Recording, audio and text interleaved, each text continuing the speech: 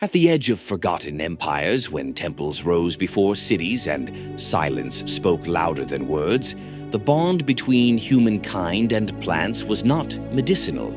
It was mystical. This wasn't about escape nor trend. It was communion, a fusion of body, spirit, and earth. In that sacred communion, cannabis was not merely an herb, it was a threshold, but not all thresholds lead to light. Some open into the dense corridors of the soul's own shadows. This video asks a question rarely dared out loud. What happens to the soul when cannabis meets consciousness? Not from the mouths of politicians or influencers, but through the lens of ancient rites, mystical texts, and seers who walked the unseen. Join us across continents and centuries, from the hymns of India's Vedas to Taoist scrolls, from Rastafari hills to Hermetic whispers and Gnostic fire. Not to glorify, not to condemn, but to understand. Cannabis, now packaged, politicized, and memified, was once a sacrament, a sacred key. And as every initiate knows, a key is not a trophy. It is meant to open something. But what? In India, the Vedas named it one of the earth's divine gifts.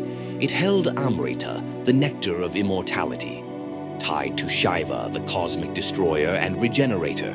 His followers, the sadhus, smoked it not for a high, but for ego death, within fire rituals and fasting silence.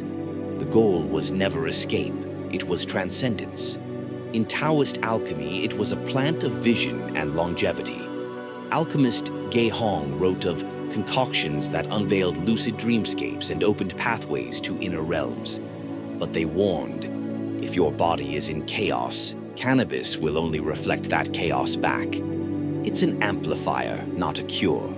In medieval Sufism, hashish found place in rituals seeking fana, the total erasure of ego in divine love. But even the mystic Rumi warned, why chase God in intoxication when he already dances within your stillness?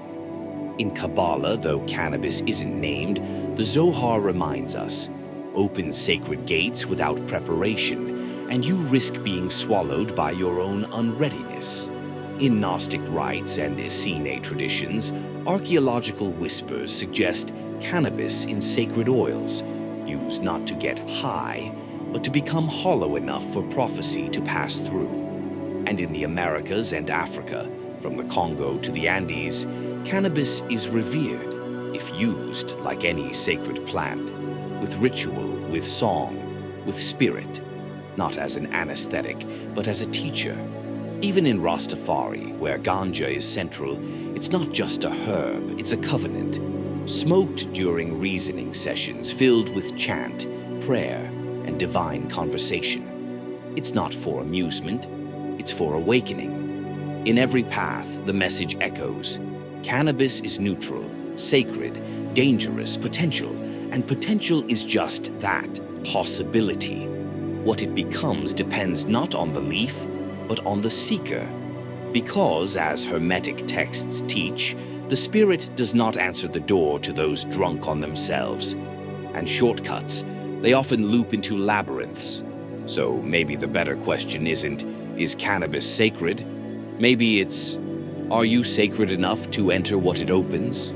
Every plant that opens a portal also opens a mirror. And mirrors, if you're honest, don't always flatter.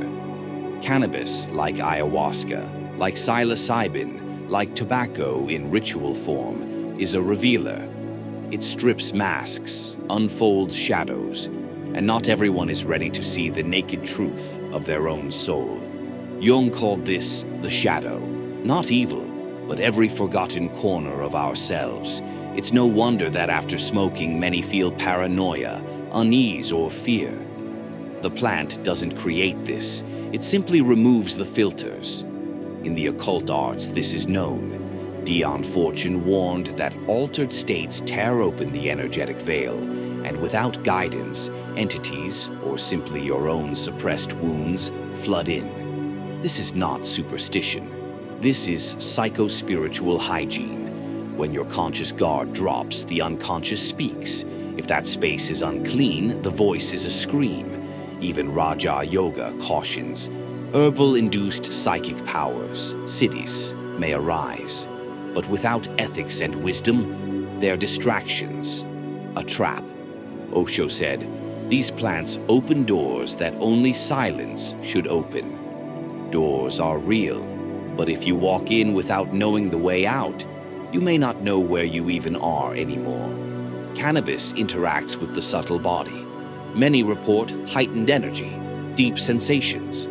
But again, without grounding, you become a lighthouse without a captain, broadcasting to the stars, but with no sail to steer the storm. As one Amazonian shaman said, the plant doesn't test your mind, it tests your morality. So what do you do with what you see? Act, ignore, or numb yourself into the illusion of progress? Because yes, cannabis can make you feel creative, wise, spiritual, but does it birth real change? Kabbalists speak of klipo, shells formed by mystical insights that weren't digested, layers of illusion that grow like barnacles on the soul.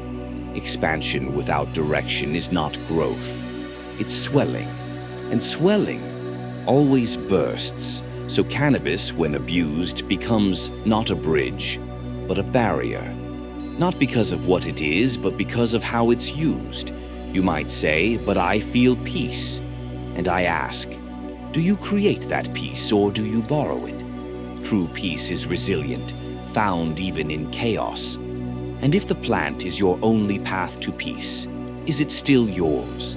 The journey toward the sacred is not lit in neon. It begins in darkness, in silence, in the face of all we'd rather not face. It's not about tripping into light, but about standing still in truth. Cannabis, when held with reverence, can be a mirror of water. But if you dive in recklessly, expect to find mud. The spiritual path is never walked alone. Even when silent, your soul echoes through the collective web of life.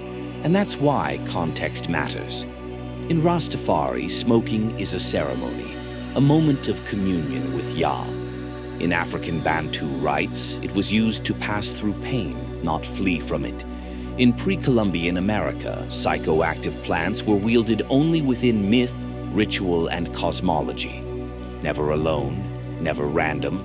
Modernity tore cannabis from the temple and plastered it on t-shirts and memes. It became a product, a symbol, a joke. But in pockets of the world, the ritual endures. In remote tribes, in sacred circles, in silent seekers who still know how to smoke with prayer. The plant hasn't changed. We have.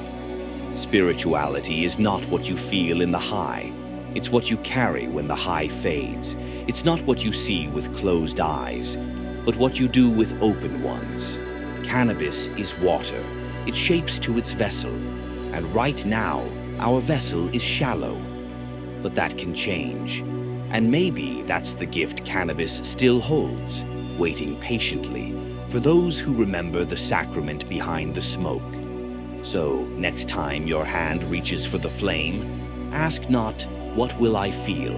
Ask, who will I become when it's over? And if this video sparked something real, something deeper, pass it on. Not to just anyone, but to someone who's seeking more than a cloud of smoke, someone seeking the light behind it.